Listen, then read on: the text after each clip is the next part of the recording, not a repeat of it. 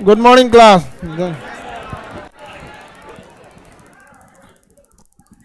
जय हिंद।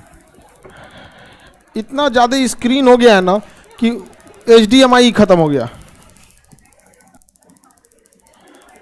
कितना इस स्क्रीन हो गया, नोट हो तो इसी में है।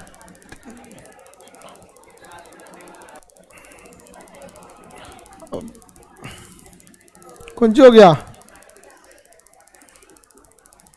तो उस पर हट पाएगी लोग देख। ये देखो, ये आगे इतना जो है ना, ये सबको आगे चिन्हित करो। ये सब डेली झगड़ा करती है, सब एकदम पीछे भेज देना।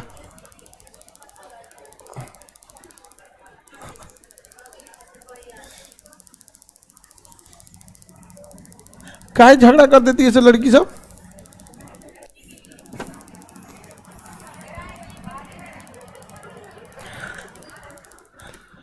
चलिए, इससे पहले हम आप लोग को फेफड़ा बता दिए थे। श्वसन, श्वसन यानी फेफड़ा। श्वसन मार्ग भी बताए थे। हिचकी वगैरह क्यों आती है ये भी बता दिए थे। हाँ, हल्ला नहीं करो लोग, बोकी। सांस का हम बताए थे, श्वसन अंग अलग होता है, श्वसन मार्ग अलग होता है। हम लोग का श्वसन अंग फेफड़ा, श्वसन मार्ग ना बंद कर देंगे तो मुंह, उसके बाद ट्रैकिया। ट्रैकिया से भी ले सकते हैं, पाइप लगाना पड़ेगा। ट्रैकिया से ले सकते हैं, लेकिन क्या करना पड़ेगा, पाइप लगाना। दिक्कत हो जाता है, ट्रैकिया से ज़्यादा दिन तक नहीं ले सकते हैं। फिर आपको ना ICU में रहना पड़ता है, इंटेंसिव केयर यूनिट। वहाँ हमेशा आपको कोई ना कोई देखते रहता है। जो श्वसन मार्ग हम लोग का नासा छिद्र, नासा कपाट, फेरिंग्स, लैरिंग्स, ये जो अंदर से मुंह दिखता है ये फेरिंग्स, ये लैरिंग, वॉइस बॉक्स इसे कहते हैं लैरिंग्स। Voice box, लैरिंग्स। लैरिंग्स को क्या कहा जाता है, वॉइस बॉक्स। ये लैरिंग्स होता है, समझ में गया। पक्षियों में लैरिंग्स नहीं होता है, सैरिंग्स होता है। लैरिंग्स ना होके सैरिंग्स होता है। सैरिंग्स जो होता है अच्छा आवाज नहीं निकाल पाता, इसलिए कां कां बोलते रहेगा। सोचा कौआ, कोयल बोलेगी तो कहते हैं लोग कि ठीक लगता है, ठीक लगता है। पगला के से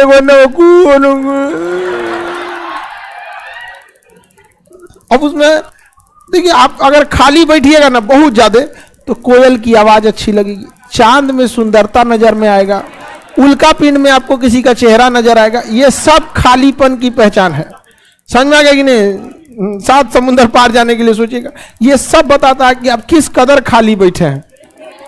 समझ में आ गया कि नहीं आ गया। जिसको काम है, अभी आपका कोई एग्जाम है 2 दिन बाद सपोज कीजिए, कोई कोयल बोले अच्छा लगेगा। कहाँ गया कोयल। हाँ? बोलिए वो रनिंग करते समय नाक से ही सांस लेना चाहिए रनिंग के टाइम पे, कभी मुंह से ज्यादा नहीं लेना चाहिए। रीजन क्या है ना कि रनिंग के टाइम पे और फेफड़ा जो होता है ना, ऑक्सीजन की कमी रहती खींचता है, और अगर मुंह से सांस ले लेंगे तो मुख्य रास्ता नहीं है, गला सूखने लगेगा, फिर आपका सूखने लगेगा गला।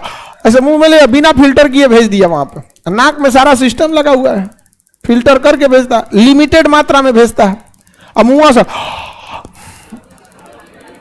लिमिटेड जाना चाहिए ना जगह में, तो नाक जो है ना उतना लिमिटेड करके भेजता है, छान के भेजता है, नमी वगैरह को चिपका लेता है, मुंह लिमिट से ज्यादा भेज देता है। तो फेफड़ा क्या है कि अभी रनिंग कंडीशन में है, और उसमें लिमिट से ज्यादा भेज दीजिएगा तो फिर डैमेज हो सकता है। इसलिए हमेशा कैसे कोशिश करना चाहिए, नाक से, नाक से। इसलिए रनिंग इसलिए दौड़ने वाले धावक को देखिएगा ना, वो अचानक नहीं रुकता है। क्या जी, तो आपको क्वेश्चन था नाक से चोट क्यों आता है, नाक से ब्लड क्यों आ जाता है। तो हम अभी जो समझा रहे थे समझा लेने देती, अभी हम कुछ समझा ही रहे थे ना कि आदमी को दौड़ के अचानक नहीं रुकना चाहिए, क्योंकि फेफड़ा उस समय बहुत तेजी से सांस ले रहा होता है, अचानक नहीं रोकना है उसको, थोड़ा थोड़ा थोड़ा थोड़ा आपको मेंटेन करके रोकना चाहिए, फिर ना चोक कर जाएगा, नुकसान कर जाएगा। आप पूछना चाहिए, लड़की जब इतना नहीं ना सोचती है सब। अच्छा, नाक से कौन सर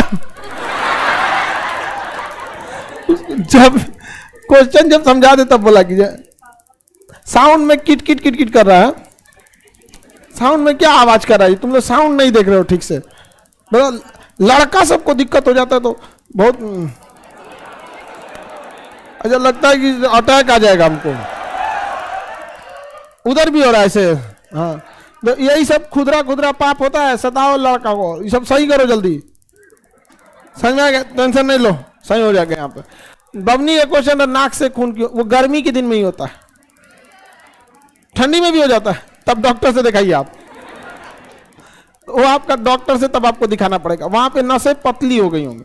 गर्मी के दिन में क्या होता है ना, हवाएं पतली हो गर्म होकर ऊपर उठ जाती हैं।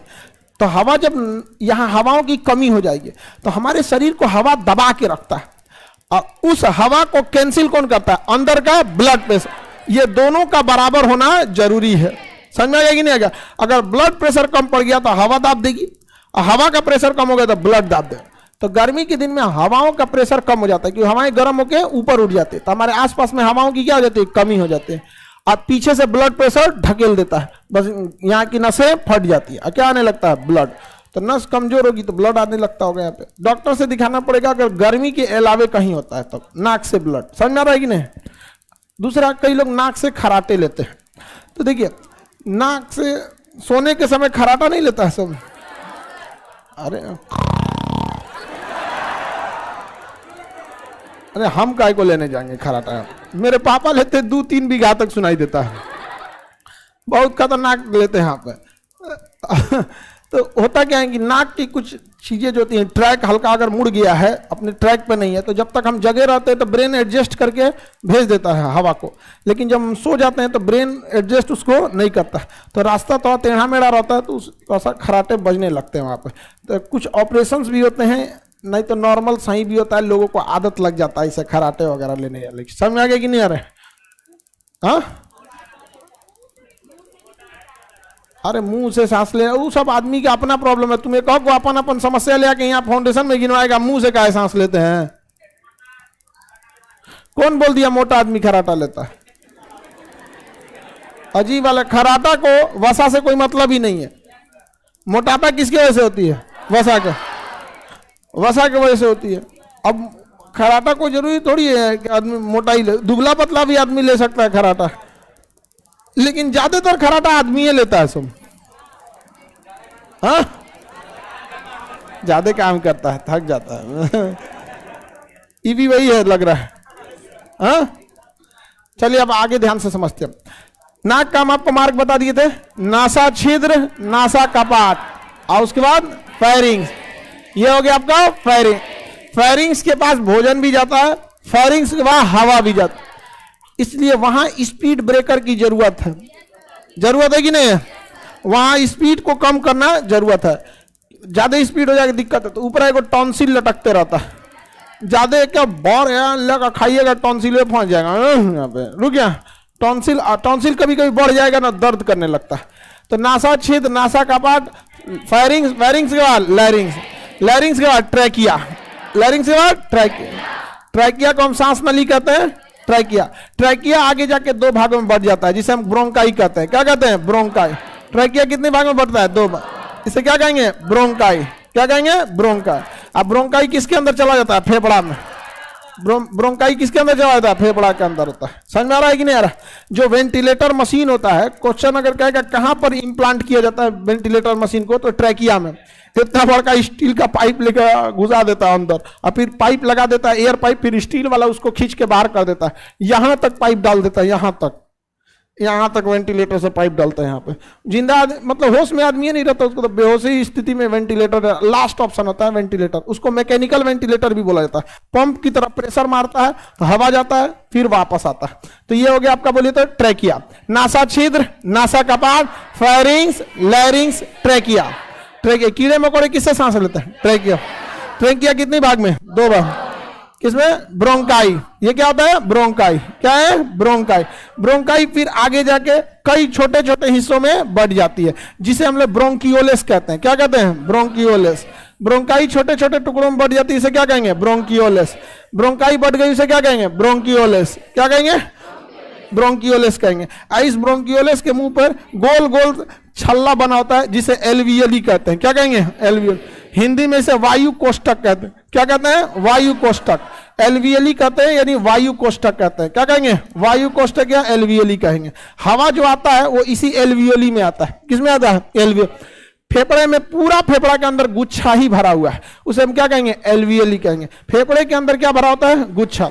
उन गुच्छों को हम क्या कहते हैं? एलवीएली। क्या कहेंगे? एलवीएली। समझा क्या? इंग्लिश टर्म्स याद रखिएगा। वायु कोष्ठक हिंदी नहीं पूछता है, पूछेगा भी तो इंग्लिश में ही पूछ देता है। तो नासा छिद्र, नासा कपाट, pharynx, larynx, trachea, bronchi, bronchioles, bronchi, bronchiole, bronchi, bronchiole, bronchi, sorry bronchi, bronchiole, trachea, bronchi, bronchioles. छोटका छोटा का क्या है? ब्रोंकियोलेस। और गोल गोल गुच्छा, गोल गोल गुच्छा एलवीओली। क्या है? एल। हम जो सांस ले रहे हैं फाइनली कहाँ गया? एलवी। तो हम जितना सांस लिए ना वो जाके बढ़ जाता है सभी एलवीओली में। कहाँ बढ़ जाता है? एलवीओली में बढ़ जाता है। हमारे शरीर में उष्मा का होना बहुत जरूरी है, वरना जब हम हवा लेते हैं ना, इस हवा में नमी है। इस हवा में क्या है? नमी है। ठंड के दिन में देखिएगा जो आपके अगल बगल में ओस शीत गिरा रहता है, आप सांस लेते हैं तो नमी कहाँ चला जाता है? अंदर। लेकिन वायु, शरीर की गर्मी उस नमी को क्या करती है? बाहर फेंक देती है। क्या करती है? बाहर फेंक देती है। नमी को क्या करती है? बाहर फेंक देती है। इसलिए आप देखते होंगे ठंडी के दिन में अगर ऐसे मुंह खोले भाप आते रहता। छोटे बच्चों में उष्मा कम बन पाता है, इसलिए वो नमी उनके फेफड़े में ही रह जाती है। तो सुनते होंगे फेफड़ा में पानी उतर गया। सुने? बुढ़ौती में भी ज्यादातर बीमारी है तो बच्चा में होगा तो बुढ़ौती में होगा। बच्चा में कोई चीज ठीक से काम अभी बन ही रहा होता है, अब बुढ़ौती में सब चीज एक्सपायर हो चुका रहता है। सारा चीज किडनी उडनी एकदम झील डुल करता है। यहाँ पे फेफड़ा आई किडनी, यहाँ सब जब हो जाता है। यहाँ पे आप लोग अभी यंग है, आप लोग को ये सब कुछ नहीं होगा। समझ में आ रहा है कि नहीं आ रहा? किसी को दिक्कत है? आगे बढ़ जाए। बताइए हवा कहाँ जाता है? एलवीएली। कोरोना के समय में फेफड़ा जाम हुआ था कि एलवीएली? फेफड़ा तो कुछ ही नहीं है। फेफड़ा के अंदर क्या होता है? एलवीएली। फेफड़ा के अंदर टीवी में एलवीएली के अंदर बैक्टीरिया भर जाते हैं। क्या भर जाएंगे? बैक्टीरिया। और उसमें काई जम जाएगा। क्या जम जाएगा? काई। जैसे काई होता है ना, उसी तरह छोटे छोटे बैक्टीरिया कहाँ जम जाएंगे? एलवीएली के अंदर। छोटे छोटे बैक्टीरिया कहाँ जम जाते हैं?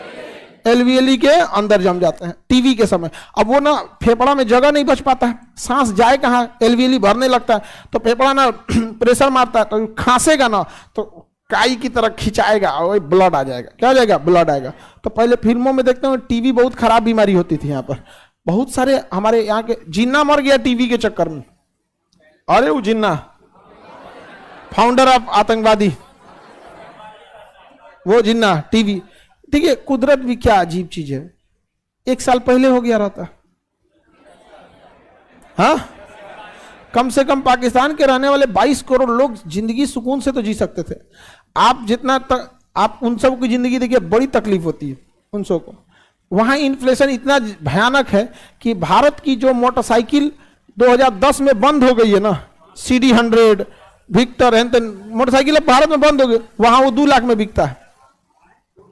हाँ, राजदूत वहां 3 लाख में। हमें राजदूत कोई खरीदता नहीं। राजदूत सुजुकी मैक्स 100 दुख दुख दुख दुख। अजय देवगन जो मड़का मोटर गार्ड वाला लेके फिल्मों में घूमता था, इसे समझ में आ गया कि नहीं आ गया? वो वाला वहां बिकता। तो खैर उसको भी क्या हो गया था? टीवी हो गया था। बहुत बड़े गणितज्ञ दक्षिण भारत के, अभी क्या नाम था दिमाग से, रामानुजन जी को, उनको भी क्या हो गया था? टीवी हो गया। बहुत खराब बीमारी थी पहले टीवी, लंग्स में खराब हो जाता, तपेदिक ट्यूबरकुलोसिस टीवी। तो उसमें भी क्या खराब होता है? एलवीएली। क्या खराब हो जाता है? एलवीएली हो जाती है खराब। तो हम सांस जो लेते हैं मेनली कहाँ लेते हैं? एलवीएली। एलवीएली कहाँ रहता है? फेफड़े में। क्या रहता है? फेफड़े में। फेफड़ा का ना 4-5 हिस्सा होता है। दाहिना फेफड़ा थोड़ा बड़ा होता है, बायां फेफड़ा थोड़ा सा छोटा होता है, क्योंकि बाएं फेफड़े के जस्ट नीचे दिल होता है। क्या होता है? दिल, हृदय। इसलिए वो थोड़ा सा क्या हो जाता है? छोटा होना होता है। ध्यान से देखिए, ये दाहिना फेफड़ा है और ये बायां फेफड़ा है। बायां फेफड़ा के साइड में हल्का सा क्या आ जाता है? दिल। तो दाहिना फेफड़ा का 3 भाग होता है, 1, 2, 3। उसमें पार्ट बने होते हैं जिसे फेफड़े को हम लोब कहते हैं। क्या कहते हैं? लोब। तो कितने लोब होते हैं? 3। 1, 2, 3। अब बाएं में 2, 1, 2। समझ में आ गया कि नहीं? बाएं में कितना होता है? 2। समझ में आ गया कि नहीं आ गया? तो टोटल कितने लोब हो गए? 5। कितने लोब हो गए? 5। समझ में आ गया कि नहीं? लोब की संख्या 5। दाहिनी साइड में 3, दाहिनी साइड में, अब बाएं साइड में टोटल कितने हो गए? 5। समझ में आ गया कि नहीं? कितने हो गए? 5 फेफड़े हो गए। कितने लोब हो गए? 5। तो इसमें ना ऐसे पार्ट हल्का सा ऐसे निशान बना होता है, और इसमें कितना होता है? 3 लोब। समझ में गया? अब हर लोब का टोटल लोब कितने हैं? 5।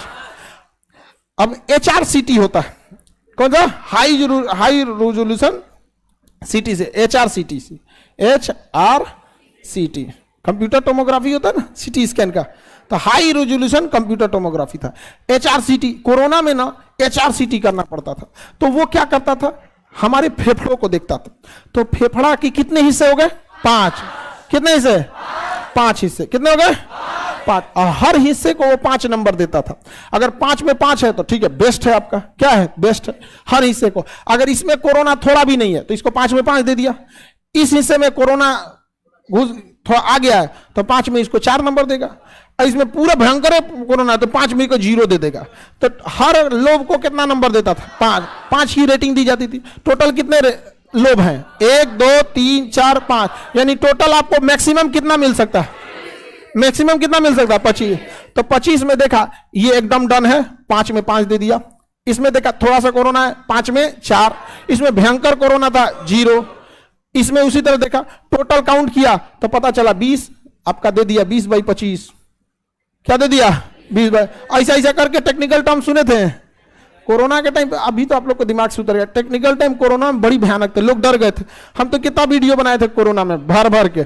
डॉक्टर जितना, अभी देखिए डॉक्टरों के पास नो डाउट बहुत नॉलेज था, बट डॉक्टरों के पास ना रीच उतना नहीं था, मतलब यूट्यूब वगैरह पे यहाँ पे। तो हमने कहा कि भाई कम से कम हम लोग तो डॉक्टर है नहीं, ना ही हम डायरेक्ट इलाज कर सकते हैं, एटलीस्ट जागरूक ही किया जाए।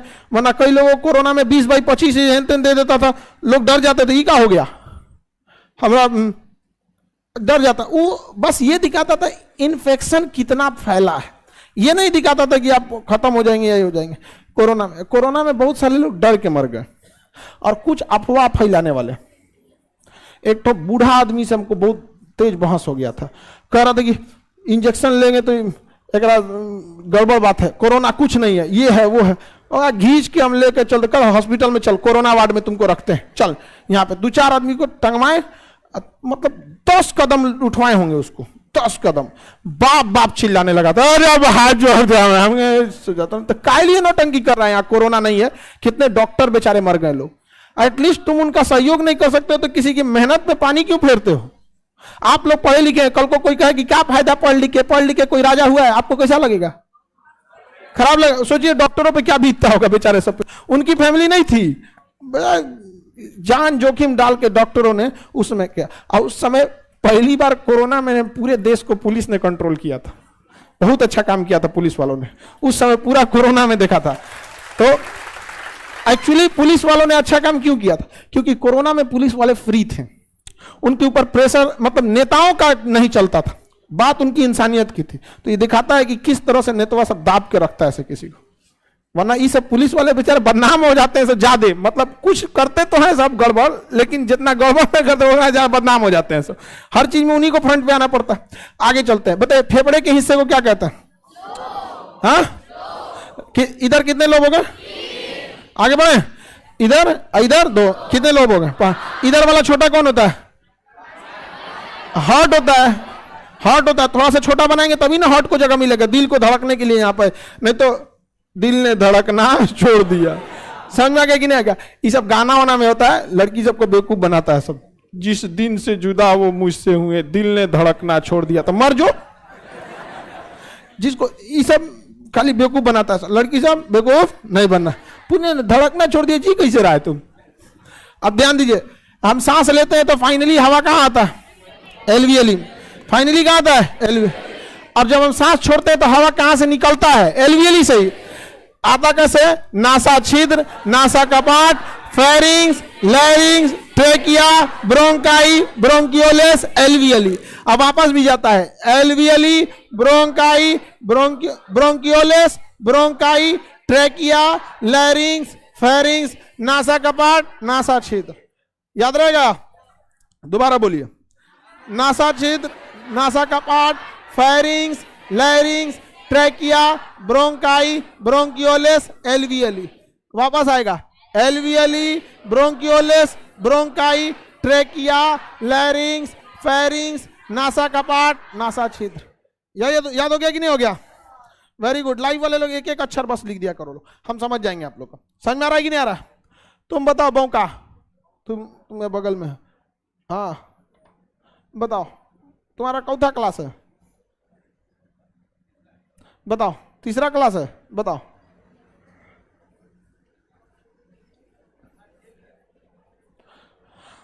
तीन दिन से ही चल रहा है आपका रेस्पिरेटरी सिस्टम, इसमें तो आपको कोई दो राय नहीं होना चाहिए।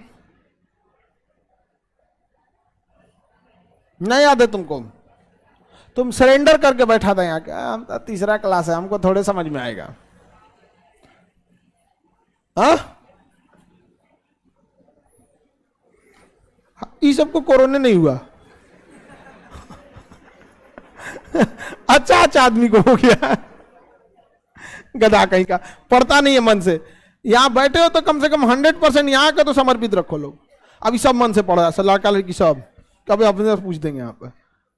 तुम बताओ ना, तुम मत बताओ, रोने लगेगी अगर नहीं बताएगी तो। दूसरा कोई बताओ, तुम बताओ अपने। नासा छिद्र से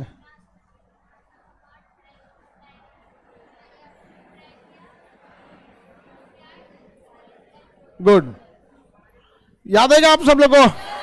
नासा छिद्र, नासा कपाट, फेरिंग्स, लैरिंग्स, ट्रेकिया, ब्रोंकाई, ब्रोंकियोलस, एलवीएली। हाँ, हम तो ब्रोंकियोलस में ही रुक गए थे।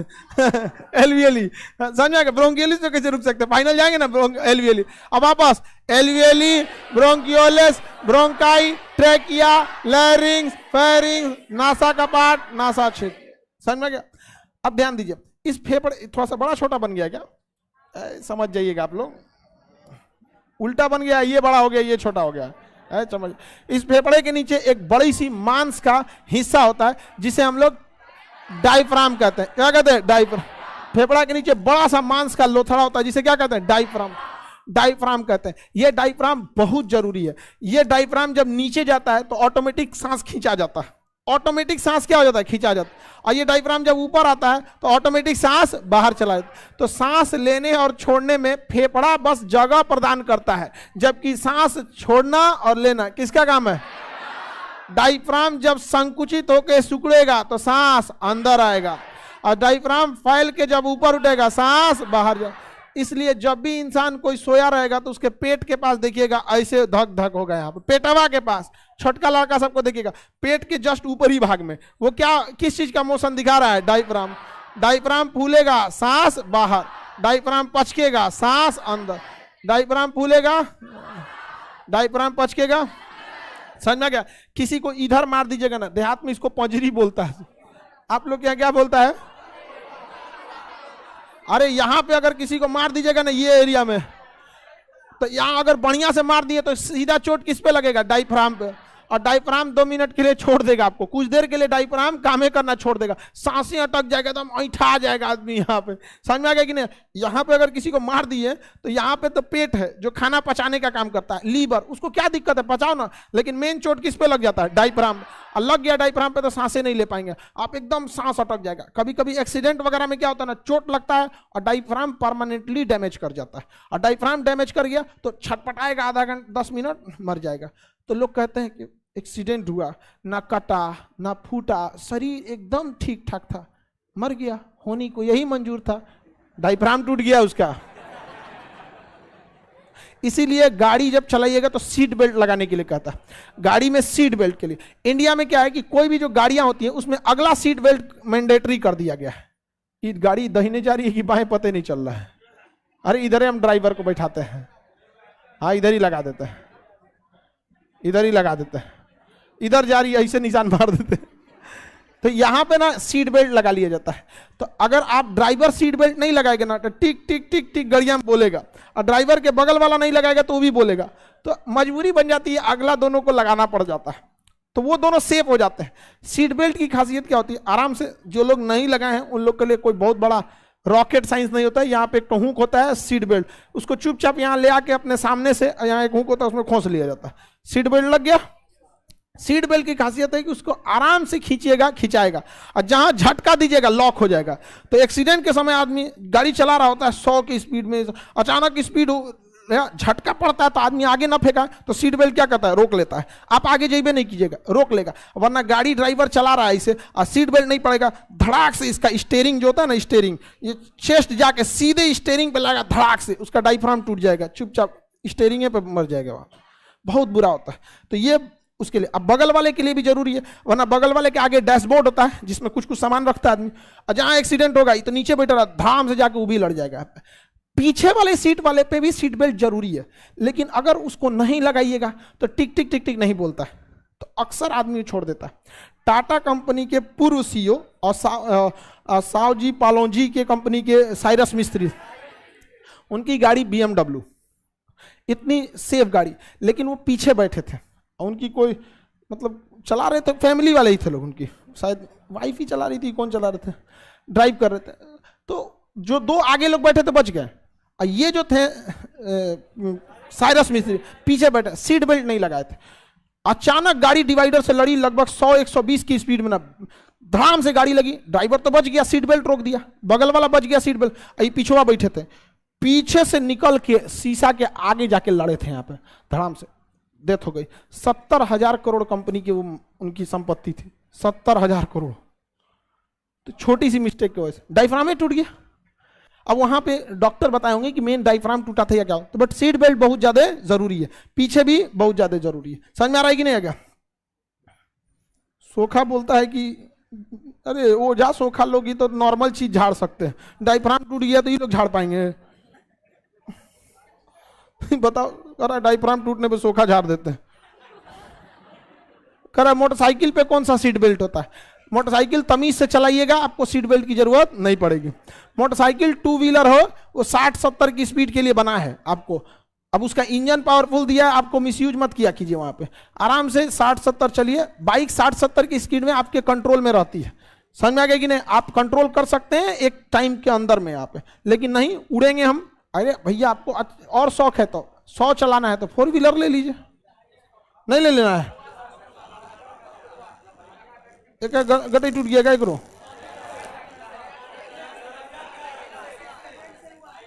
क्या हुआ है तुम्हारे गर्दन पे? बाइक चला रहा था तो बकुलवा गया।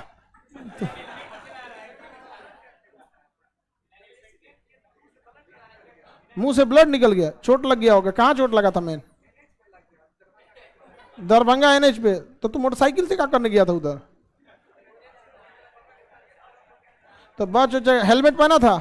नहीं, बस एक हम लोग के साथ में लड़का पढ़ता था, बहुत बेहतरीन था, मतलब बहुत खुश मिजाज था। उसको टेंशन जिसको रहता था, पूरे ग्रुप में जिसको टेंशन रहता था उसी से बात करता था आदमी।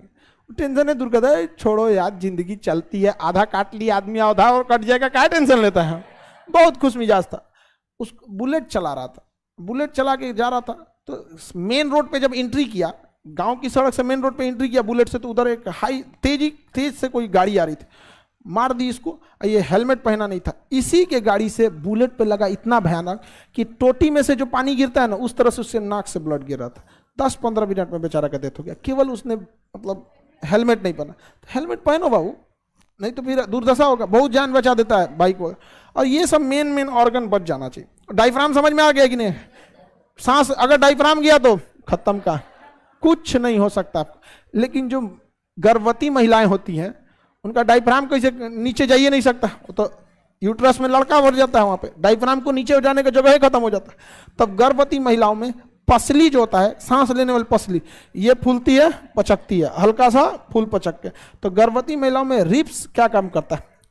काम करता है। अगर कोई गर्भवती महिला बाई दी वे कहीं फिसल के गिर गई या कुछ हो गया, रिप्सवा टूट गया, डायफ्राम ऑलरेडी रेस्ट पे है, पूरा काम नहीं कर रहा, संभाल के रखा है कौन सा? डायफ्राम 100% काम नहीं करना छोड़ता है, उतना नहीं काम कर पाता, और रिप्सो टूट गया तो लड़का भी मरेगा जो गर्भ में है, और ये भी मर जाएगी। यहाँ पर समझ में आ रहा है कि नहीं आ रहा? तो डायफ्राम जरूरी है कि नहीं है? हाँ, बहुत जरूरी है। डायफ्राम नहीं रहेगा सांसें नहीं ले पाएंगे। हम लोग कभी देखे हैं सांस लेने के लिए कभी मेहनत किए हैं लोग? नहीं, डायफ्राम का काम है, नीचे गया सांस अंदर गया, ऊपर आया सांस बाहर चला गया। तो डायफ्राम ही मेन होता है सांस लेने में। सांस का मार्ग समझ में आ गया? नासा छिद्र, नासा कपाट, larynx, pharynx, larynx, trachea, bronchi, bronchioles, alveoli. Alveoli समझ में आ गया कि नहीं आएगा? एल्वियली जरूरी है कि नहीं? जितना हवा जाता है सब किस में जाता है? किस में जाता है? एल्वियली में। कितने लोब होते हैं फेफड़े में? हाँ, दाहिने वाले का कितना हिस्सा? अब बाएं वाले का? बाएं वाले का 2 होता है। समझ में आ गया कि नहीं आ गया? और जो ट्रैकिया होती है वो कितनी होती है? 1। अब ब्रोंकियाई, तो अब ब्रोंकियोलिस की संख्या बहुत ज्यादा होती है।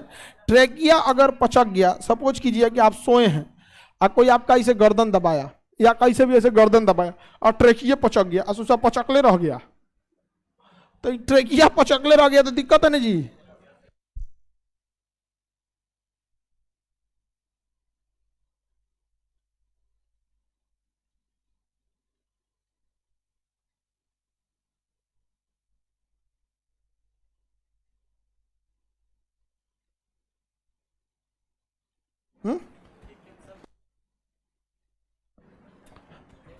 देखिए भाई बाबू ध्यान से,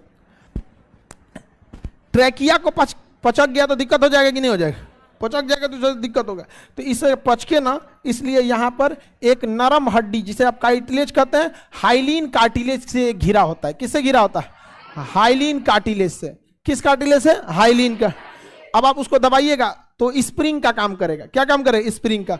स्प्रिंग की तरह वही दब जाएगा, कार्टिलेज दबेगा, अंदर से ट्रैकिया को क्या करेगा? बचा लेता है। ट्रैकिया को क्या कर लेता है? बचा लेता है। हम सांस लेते हैं तो हवा कहां आता है? एल्वियली। आया क्यों एल्वियली में? एल्वियली की ही खासियत होती है, CO2 को साइड कर देता है, नाइट्रोजन को साइड कर देता है, ऑक्सीजन को साइड कर देता है। ऑक्सीजन की जरूरत किसको है? माइटोकॉन्ड्रिया, ब्लड को ना, माइटोकॉन्ड्रिया। मेन जरूरत किसको है? माइटोकॉन्ड्रिया किसी एक जगह पे है पूरे शरीर में, तो वहां पहुंचाने का काम एक ही अंश ही कर सकता है। हाँ, ब्लड। कौन कर सकता है? ब्लड। तो ब्लड, ऑक्सीजन है कहां पे? एल्वियली में। यानी जितना ब्लड है वो सब का सब कहां आएगा? एल्वियली में। सारा का सारा ब्लड कहां आएगा? एल्वियली। कहां आएगा? एल्वियली। और एल्वियली उसमें क्या मिला देगा? ऑक्सीजन। एल्वियली क्या मिला देगा? ऑक्सीजन। ब्लड में ऑक्सीजन मिला देना ब्लड का शुद्धिकरण कहलाता है। ब्लड को छानने का काम किडनी करता है, जबकि शुद्ध करने का काम फेफड़ा करता है। केवल ब्लड में ऑक्सीजन मिला देना ही क्या कहलाता है? ब्लड का शुद्धिकरण। क्या कहलाएगा? ब्लड का शुद्धिकरण। किसी को दिक्कत नहीं ना? ब्लड को छानता कौन है? किडनी। अब ब्लड का शुद्धिकरण, प्यूरिफिकेशन फेफड़ा, और फिल्ट्रेशन किडनी। फिल्ट्रेशन कौन करेगा? किडनी करेगा। किसी को दिक्कत नहीं ना? तो ब्लड कहां पहुंचा? फेफड़ा में। आप फेफड़ा उसमें क्या मिला दिया? ऑक्सीजन। अच्छा, पूरे शरीर से ब्लड जो गया फेफड़ा में, तो अपने साथ ऑक्सीजन ले गया था कि CO2? CO2 किसको दे दिया? हाँ, एल्वियली को। अब बदले में क्या ले लिया? ऑक्सीजन लेके चल दिया और ये बाहर फेंक दिया CO2। ये प्रोसेस चलते रहता है यहाँ पे। तो बताइए, ऑक्सीजन में ब्लड किस स्थान, सॉरी, ब्लड में ऑक्सीजन किस स्थान पर मिलता है? एल्वियली। कहां पे? ब्लड आ गया कहां पर? फेफड़ा में। क्या दे दिया? CO2। जा लेके जाओ यहाँ पे। और बदले में क्या ले गया? ये बताइए, फेफड़ा में इतना पावर ही नहीं होता है कि पूरे ब्लड को शरीर तक पंप कर सके। अब ब्लड के पास क्या आ चुका है? ऑक्सीजन। लेकिन वो जाएगा कैसे पूरे शरीर में? तब हार्ट के पास। तो ब्लड फेफड़ा में जाएगा क्या लेने के लिए? ऑक्सीजन। क्या छोड़ने के लिए? CO2 छोड़ देगा, फेफड़ा उसे बाहर निकाल देगा, ऑक्सीजन ले लेगा। अब फेफड़ा को कहेगा टाटा। समझ में आ गया? कहाँ आएगा? हार्ट के पास। हार्ट के पास कहेगा एकदम ऑक्सीजन ले लिया, अब बस ढकेल दो हमको। तो बस हार्ट मारेगा धड़ाम से 120 के प्रेशर पे। कितना प्रेशर? 100। चल जाएगा ऑक्सीजन। ले ले ले ऑक्सीजन, ले ऑक्सीजन, ले धाए धाए धाए बांट के चला है, ले सबको, ले ले ऑक्सीजन बांट दिया यहाँ पे। समझ में आ गया? अब लौटेगा कितना की स्पीड में? 80। क्या लेके लौटेगा? हाँ, CO2 लेके लौटेगा। समझ में आ गया कि नहीं? तो ब्लड में ऑक्सीजन कौन मिलाता? हाँ। अब एक चीज तो आपको समझ में आएगा, दिल के धड़कने उड़कने से कुछ ना होने वाला है। सारा तांडव हो रहा है माइटोकॉन्ड्रिया तक ऑक्सीजन पहुंच, जिसे लोग थोड़ा भी वैल्यू नहीं देते हैं। हाँ, अरे सारा ये सिस्टम लगल है माइटोकॉन्ड्रिया के लिए। पाचन बना के रस बना, उस रस को लीवर एब्जॉर्ब किया, ब्लड के थ्रू कहा कि हर जगह पहुंचा दो। ब्लड कहा कि माइटोकांड्रिया बिना ऑक्सीजन काम नहीं करेगा, ऑक्सीजन लिया फेफड़ा, उस ऑक्सीजन को पहुंचाया हृदय। समझ में आ गया? और उस माइटोकांड्रिया को कोई नहीं पूछता है। समझ में आ गया कि नहीं आ गया? सबको लगता है दिल बहुत जरूरी है, सोचो केकरा के लिए कर रहा है वो, माइटोकांड्रिया बहुत जरूरी है, वरना धड़कने ना धड़कने से कोई मतलब है? आगे अगर माइटोकांड्रिया तक ऑक्सीजन किसी तरह पहुंच गया, मत धड़को। अगर किसी तरह पहुंच गया तो नहीं धड़कना। अच्छा, ऊपर वाला चाहता ना तो एक बड़का मशीन लगा लेता नकिया में, इतना बड़ा नाक बना देता हम लोग का कोहड़ा बराबर, इसी में पंप लगा देता, सीधे ऑक्सीजन लेता, ऑक्सीजन को हवा लेता, नाइट्रोजन छाटता, CO2 छाटता, ऑक्सीजन पकड़ता और यहीं से पंप कर देता सीधे हवा हम लोग के शरीर में। ना ब्लडों का जरूरत ना पड़ता, दिल का भी जरूरत है, पर नकिया कोहड़ा बराबर हो जाता। ऐसे ऐसे उठा के चलना पड़ता, चलो चलो चलो चलो। हाँ, तो भगवान को हम लोग का शरीर बनाने में बहुत इंजीनियरिंग का आर्किटेक्चर बुलाया होगा। पाइपलाइन बिछाओ कैसे होगा, वायरिंग बिछाओ कहाँ कहाँ होगा, हाँ ये AC वाला सिस्टम लगाना है कहाँ, बहुत इन्वर्टर कहाँ रहेगा, सारा सिस्टम लगाने में बहुत टाइम लगा होगा। समझ में आ रहा है कि नहीं आ रहा? तो हार्ट का काम चुपचाप बस एक है कि ब्लड जो ऑक्सीजन लेके बैठा है उसे पंप कर देना, और उसका कोई काम नहीं। फेफड़ा समझ में आ गया कि नहीं गया? फेफड़ा का काम क्या? ऑक्सीजन को ले आके रख लो, इसी इंतजार में कि कौन आएगा, ब्लड उसको दे देगा, कहेगा ला CO2 लाओ, जाओ जाओ वहां बांट के आओ, बांट के आओ। किसके पास ले जाएगा ये? माइटोकांड्रिया, हाँ माइटोकांड्रिया। समझ में आ गया कि नहीं आ गया? अब माइटोकांड्रिया से फिर वापस आएगा सबसे क्या लेते हुए? CO2 लेते जाएगा। समझ में आ गया? किसी को कोई दिक्कत नहीं? ब्लड के अंदर हीमोग्लोबिन का रहना जरूरी है। हीमोग्लोबिन ही ऑक्सीजन की पहचान करता है। जब ब्लड एल्वियली में घुसता है ना इसे, तो कंफ्यूज हो जाता है ब्लड, अरे तरीका यहाँ तो नाइट्रोजन भी है, कार्बन डाइऑक्साइड भी है, सिगरेट का धुआं भी सूंघा हुआ है, ये समझ में कंफ्यूज हो जाता है ब्लड। तो हीमोग्लोबिन करता है हटो, हम जानते हैं कौन है इसमें ऑक्सीजन, ऑक्सीजन को लेते चलो, लेके चल जाता है। यानी ब्लड में हीमोग्लोबिन का रहना बहुत जरूरी है। अगर हीमोग्लोबिन नहीं रहेगा ना तो पहचाने नहीं हो पाएगा, सांस लेते रहिए मर जाइएगा। यहाँ पे हीमोग्लोबिन का रहना जरूरी है। तो अगर हीमोग्लोबिन कम हुआ तो आपके शरीर में ऑक्सीजन पहुंचना कम हो जाएगा, आपका ब्लड प्रेशर ठीक रहे, सब कुछ ठीक रहे, ऑक्सीजन की पहचान नहीं हो पाई वहां पे। तो ब्लड के अंदर किसका होना जरूरी है? अगर हीमोग्लोबिन कम हुआ तो शरीर में ब्लड ज्यादा बजा पाएगा, तो शरीर क्या होगा? जल्दी थक जाएगा। ऑक्सीजन रहेगा तो देर में थकेगा और जल्दी थक जाएगा। हीमोग्लोबिन कम हुआ जल्दी थकेगा, हीमोग्लोबिन कम हुआ चक्कर आएगा, हीमोग्लोबिन कम होगा धप धप बेहोश होकर गिरेंगे। इत्तेफाक से लड़कियों में हीमोग्लोबिन पुरुषों की तुलना में कम होता है। इस वजह से इसमें कोई हंसने की बात नहीं है। इसलिए अपेक्षाकृत शारीरिक मेहनत पुरुष ज्यादा कर देते हैं और महिला थोड़ा सा कम हो पाता है। क्यों? क्योंकि उनमें हीमोग्लोबिन कम है। हीमोग्लोबिन बढ़ाने के लिए आयरन बढ़ाना पड़ेगा, तो आयरन भी कम ही होता है। आयरन कम तो हीमोग्लोबिन कम, हीमोग्लोबिन कम तो ऑक्सीजन कम ले जाएगा, तो जल्दी थकेंगे। क्योंकि सारा खेल ऑक्सीजन का ही है। जितना ज्यादा माइटोकांड्रिया के पास पहुंचेगा उतने ज्यादा ऊर्जा बनाएगा। समझ में आ गया कि नहीं आ गया? किसी को दिक्कत? लेकिन अब ऐसा बात नहीं रहा। अब महिला सब भी कहती है कोई बात नहीं, ज्यादा सांस लेंगे हम। कई ऐसे सेक्टर है जिसमें महिलाओं ने पुरुषों को पीछे कर दिया। ओलंपिक में तो महिलाएं ज्यादा मेडल ला रही हैं, नहीं समझ में आएगा। अब बिहार में लोग को तो ओलंपिक से मतलब ही नहीं रहता है। हम लोग क्या गुल्ली डंडा ठीक है, नहीं समझ में आएगा। ज्यादा हम लोग क्या इंफ्रास्ट्रक्चर भी तो नहीं। तो बताइए हीमोग्लोबिन कराना जरूरी है कि नहीं? ऑक्सीजन की पहचान कौन करता है? और हीमोग्लोबिन के कारण ही ब्लड का रंग लाल होता है, क्योंकि हीमोग्लोबिन में होता है आयरन, और जहां जहां आयरन होगा लाल हो जाएगा। मंगल ग्रह का रंग आयरन ऑक्साइड, लाल मिट्टी का रंग लाल आयरन ऑक्साइड, हीमोग्लोबिन का रंग लाल आयरन रहता है इसमें। इसी वजह से ब्लड को क्या कर देता है? लाल कर देता है। किसी को दिक्कत है कि नहीं? आगे बढ़े तो बताइए, जो ब्लड फेफड़ा के कहां जाता है? एल्वियली में। और सांस लेते हैं वो भी कहां जाता है? ब्लड एल्वियली के अंदर सारी गैसें होती हैं। ऑक्सीजन की पहचान कौन करता है? हाँ, ये हीमोग्लोबिन को ऑक्सीजन पता है, ऑक्सीजन को बहुत पसंद करता है, लेकिन इसका पहले से चक्कर चलता है कार्बन मोनोऑक्साइड। समझ में आ गया? ये दिल से पसंद करता है इससे, अब मजबूरी में पसंद करता है इसको। समझ में आ गया कि नहीं? तो हीमोग्लोबिन दिल से किसे पसंद करता है? Carbon monoxide, carbon mono. अब मजबूरी में पसंद करता, फर्स्ट चॉइस इसकी कार्बन मोनोऑक्साइड, सेकंड चॉइस। अच्छा, अगर आपके पास दोनों एक साथ आए तो फर्स्ट चॉइस को प्रीफर कीजिएगा कि सेकंड? हाँ, फर्स्ट चॉइस को। इसलिए जब कभी भी कोयला का धुआं, जो भी ईंधन जलता है, कोयला का धुआं अगर आप सूंघेंगे तो वो भी कहां जाएगा? फेफड़ा में, और साथ में ऑक्सीजन भी जाएगा फेफड़ा में, और दोनों कहां पहुंचेगा? एलवीएली। एलवीएली में इधर से जाएगा ब्लड, और खोजने की जिम्मेदारी हीमोग्लोबिन। तो हीमोग्लोबिन ऑक्सीजन को खोजेगा, कहेगा पहिल का चल जाएगा किसके पास? कहेगा चल चल तुमको अपना घर दिखाते हैं, चल माइटोकॉन्ड्रिया से मिलवाते हैं, लेके चल जाएगा किसको? Carbon monoxide. माइटोकॉन्ड्रिया कहेगा ये किसको लाया? करेगा समझ में आ गया नहीं? बचपन से ओकरे से चक्कर था, किसका? हीमोग्लोबिन। माइटोकॉन्ड्रिया कहेगा रे ऊर्जा कहां से बनाएंगे?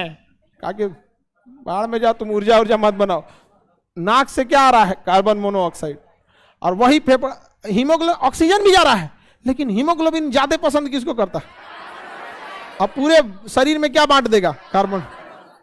तो शरीर में ऊर्जा की कमी होगी, ऑक्सीजन की कमी हो जाएगी, आपको आएगा नींद, नींद के बाद आएगा थकान, थकान के बाद आएगा चक्कर, चक्कर के बाद होंगे बेहोश, बेहोश के बाद कोमा में, कोमा के बाद जा। समझ आ गया? इसलिए ठंडी का दिन आ रहा है, कोई भी बंद कमरे में कोयला जला के मत सो जाइएगा, क्योंकि हवा में जो ऑक्सीजन है वो एक आध घंटा में खत्म हो जाएगा, आपके रूम के अंदर का ऑक्सीजन। बाकी बचेगा कोयला और लकड़ी का धुआं, जिसमें है कार्बन मोनोऑक्साइड। अब बाकी का काम तो यही पूरा कर देगा। समझ में गया? इसलिए कार्बन मोनोऑक्साइड को दम घोटने वाली गैस कहते हैं। मर जाएगा आदमी, बहुत सारे लोग मर जाते हैं इससे। कई तो हमारे एक जान पहचान में मेरे कानपुर का एक बावर्ची था, वो खाना बनाता था हॉस्टल वगैरह में। ठंड का दिन था, बेचारा सोचा कि ठंडी लगेगी, खूब बढ़िया खाना वाना बना दिया संडे के दिन ज्यादा, और कोयला का जो चूल्हा था अंदर लिया, दरवाजा बंद के आराम से सोया, सुबह मरले रह गया। यहाँ पर ये गलती कभी नहीं कीजिएगा। समझ में आ गया कि नहीं? ज्यादा ठंडा लगे रजाई वगैरह ओढ़ लीजिएगा, थोड़ा शरीर को ठंड लगना भी चाहिए। गर्मी में पसीना ना निकले, ठंडी में आप कांपबे मत कीजिए, बरसात में भीगबे मत कीजिए, तो तुम रोबोट बन जाओ। हाँ, क्या मतलब है? शरीर उस हिसाब से होना चाहिए। समझ में आ रहा है कि नहीं आप लोग को? कार्बन मोनोऑक्साइड खचरी गैस, हाँ खचरा नहीं, ये खचरी है, खचरा तो ये है। अरे पहचान तो सही से किया करो। हाँ, खचरा ये है और खचरी ये है। इन दोनों के चक्कर में हम लोग का सत्यानाश हो जाता है। तो कार्बन मोनोऑक्साइड अच्छी बात नहीं है। जब भी ईंधन जलेगा, चाहे वो पेट्रोल हो, डीजल हो, कुछ भी हो, तो उसमें क्या निकलेगा? Carbon monoxide.